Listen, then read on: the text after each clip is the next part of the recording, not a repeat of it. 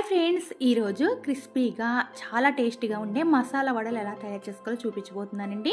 దీనికోసం 3 వంతులు పచ్చిశనగపప్పు, 1 వంతు బఠానీలు అనమాట. మనకి సూపర్ మార్కెట్లో దొరుకుతాయి కదా, ఆ పచ్చి బఠానీలు తీసుకొచ్చి నానబెట్టుకుని తర్వాత ఒక మిక్సీ జార్లో బాగా నానిన తర్వాత పచ్చి బఠానీ, శనగపప్పు, కొంచెం అల్లం, పచ్చిమిర్చి వేసుకుని కచ్చాపచ్చగా గ్రైండ్ చేసుకుని ఇప్పుడు దీనిలో చిన్న ముక్కలు కట్ చేసుకున్న ఆనియన్స్, పచ్చిమిర్చి, 1 టేబుల్ స్పూన్ అల్లం వెల్లుల్లి పేస్ట్ వేసుకుని ఇవన్నీ బాగా మిక్స్ చేసుకుని డీప్ ఫ్రైకి ఆయిల్ పెట్టుకుని మనం వడలు ఏ సైజు కావాలితే ఆ సైజులో వేసుకోవచ్చు.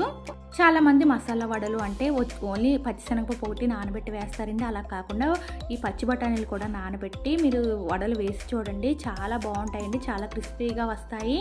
బఠానీ పప్పు మాత్రం ఒక 12 గంటలు అయితే నానాలండి. శనగపప్పు అయితే ఒక 2-3 అవర్స్ నానితే సరిపోతాయి. మీరు గ్రైండ్ చేసుకునేటప్పుడు అక్కడక్కడ శనగపప్పు కనిపించేటట్టుగా గ్రైండ్ చేసుకోండి కచ్చాపచ్చగా. అలా అయితే మనకి వడల పైన శనగపప్పు అంటించినట్టుగా చాలా బాగా వస్తాయి. టేస్ట్ కూడా చాలా బాగుంటుంది. ఒకసారి ట్రై చేయండి.